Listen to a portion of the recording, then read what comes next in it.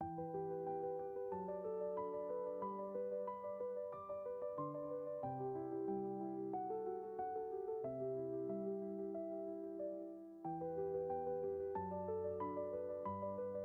Robin. Hey, Stephanie. We are officially in episode 20. Can you believe it? No, actually, I kind of can't. It's gone by, I feel like, really I know. fast, and I can't believe that we've done that many episodes. I know, me too.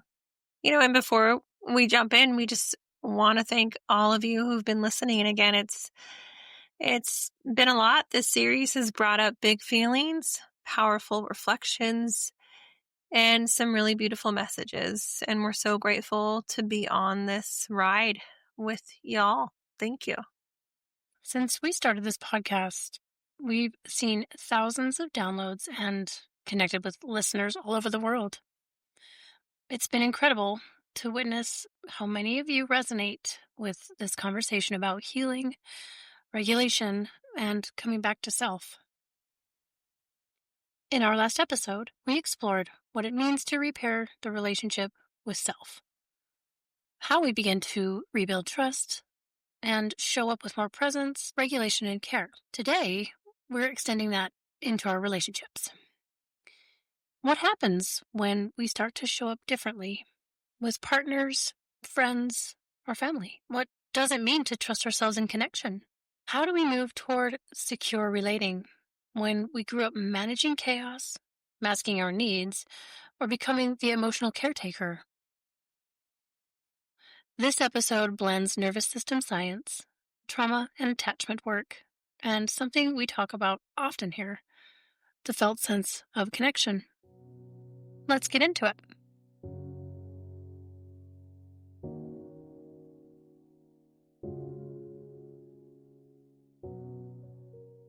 Let's arrive. Wherever you are right now, give yourself a second to pause. To be with yourself. You might shift your seat, place a hand on your chest or your lower belly, or even soften your gaze. Take a breath in through your nose and out through your mouth. This is where we begin. Not by figuring it all out, but by coming back to presence. You don't have to have it all together to be here. Your nervous system is welcome, however it's showing up. You belong in this conversation.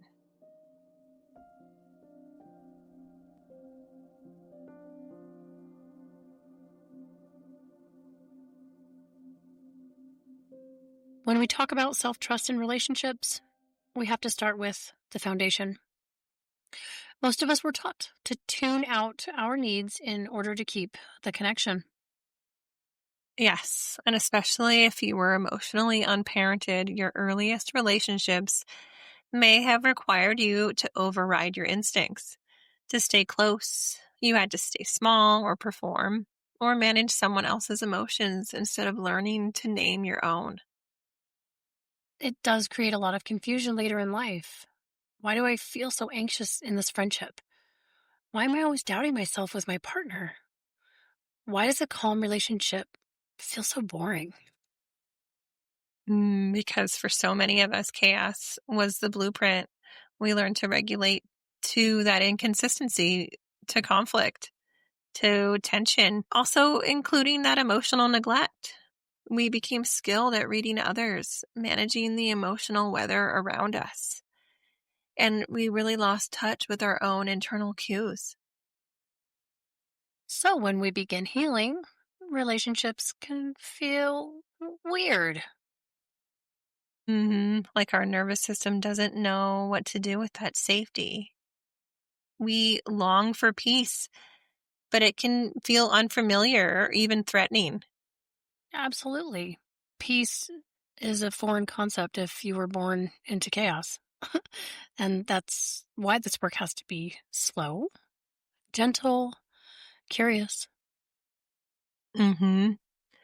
Because we're not just changing how we act, We are rewiring what feels like home And that starts by noticing the body, the cues, the moments of push and pull.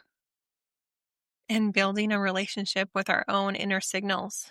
So we don't need external validation to feel okay.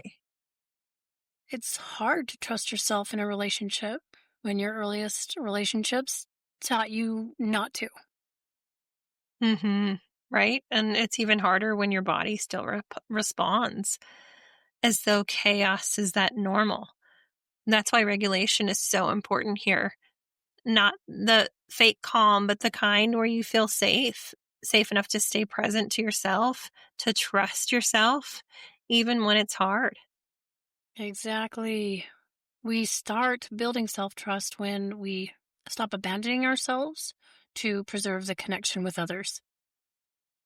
And sometimes that means learning how to stay in that discomfort, to stay in that slowness, to stay when the old pattern says leave, fix, perform, chase, all that stuff.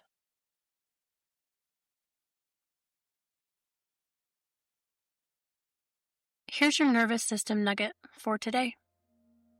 Trust isn't just a decision, it's a pattern your body recognizes.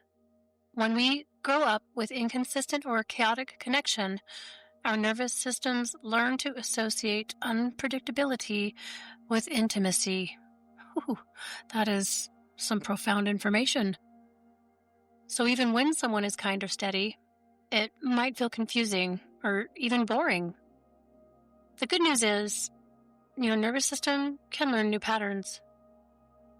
With repetition, with slowness, with safety, what once felt unfamiliar can become familiar. What once felt threatening can begin to feel nourishing. You don't have to force trust. You get to build it, one nervous system cue at a time. Let's get into what this really looks like, because we're not just talking about romantic relationships. We mean all relationships: friendship, family, chosen family, coworkers, even how we relate to the world. Yes. And something that's helpful is to name what's happening without pathologizing it. So many people say, why am I still like this? Or why do I always attract unavailable people? But really, it's often about survival patterns. Your brain and body are wired for a certain kind of connection. And now you're trying to learn something new Which is beautiful and brave. and hard because sometimes when you begin to speak up or ask for space or say what you actually feel, it brings up those old fears. Like, will I be abandoned? Or will they get mad? Will I lose the connection? Or my favorite, will they still like me? Mm, yes, exactly. And that's when indecision shows up. You go back and forth. Should I say something? Should I stay? Is this need even valid? Because if you grew up not being taught how to identify basic needs, or worse, being shamed for them, it can feel almost gross to ask for what you need. It can feel like a really big risk. Totally. Sometimes even trying to name a need brings up embarrassment or disgust. Like, do I really need this? That's often where masking starts. Not just to hide from others, but to avoid confronting our own internal longings. And when indecision shows up, it's usually not because we're flaky or incapable. It's because we've learned to distrust our own needs.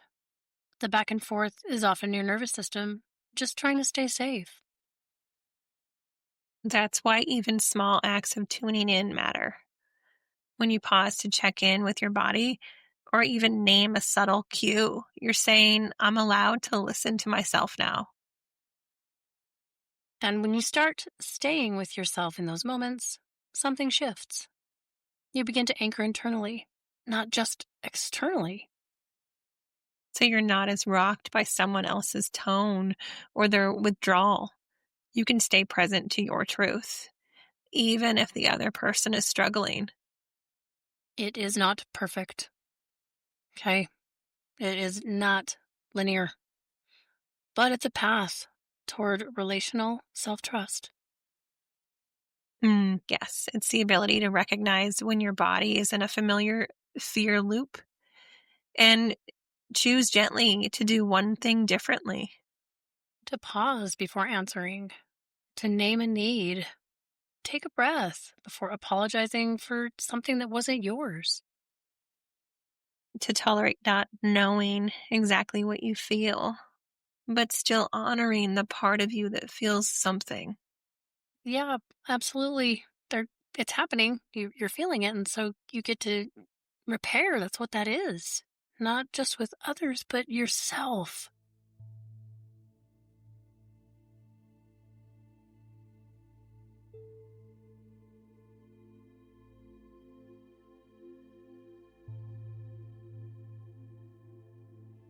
Today's coping tool is what we're calling the inner compass pause. This isn't about figuring out how you feel or what you should do. It's about tuning in to your own direction, even if it's subtle. Sometimes we can't name our feelings, especially if we weren't taught how. So instead, we ask, does this feel toward me or away from me? Does this moment feel settling or spinning? Am I shrinking, stretching, or standing still? You're not looking for the perfect answer. You're looking for a flicker of truth, something you can gently follow. You might place a hand on your heart or lower belly and let your shoulders soften. Close your eyes if it feels safe and just listen. Noticing is enough. Noticing is the repair. It's like letting your internal compass come out from the drawer it's been shoved into, dusting it off, holding it gently, and waiting for that needle to quiver. Even if you don't get clarity, even if all you feel is noise, know that that's okay. Staying with yourself in the fog is how that self trust starts to form.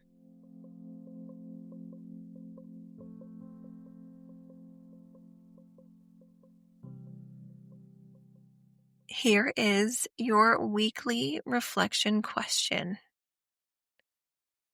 Where in my relationships do I tend to override myself?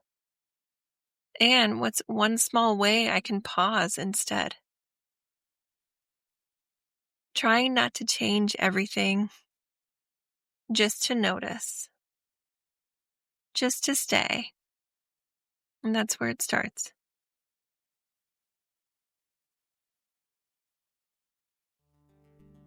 I just want to take a minute to give some real life reflection to our listeners.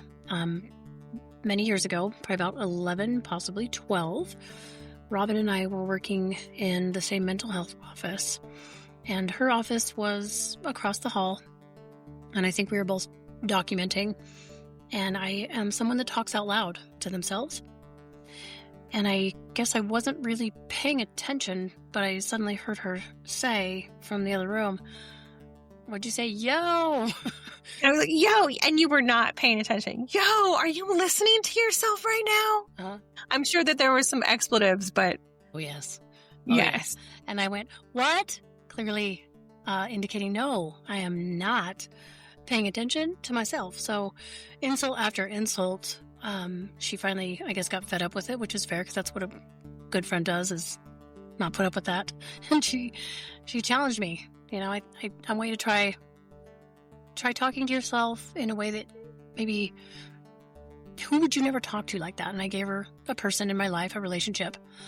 And for about the next 3 months, when I was critical on myself, I made a mistake. It was hard. I initially was mean and combative toward myself, but I immediately checked myself and kind of redacted and said, "It's okay. It's all right. People can make mistakes. You dropped a plate. Oh well." No harm, no foul. And eventually the brain believed me. The brain let go of that hypercritical narrative inside of, I can't trust myself. I'm not good enough. It was pretty remarkable, actually. And I credit you for that, Robin, all the time. I tell people about that in sessions. Oh, I love you. Well, I love you. Be nice to yourself, you bitch. I know. It's counterintuitive, but in another way, if you know, you know. So next week, we're going to be closing out series 4 with a little mini episode. Okay. 20.5. This is all about coming back to yourself after rupture, after survival, after years of feeling disconnected. We'll explore repair, integration, and what it means to return to a self that feels rooted, resilient, and real. We can't wait. And remember, healing isn't linear, and we're here for the ride.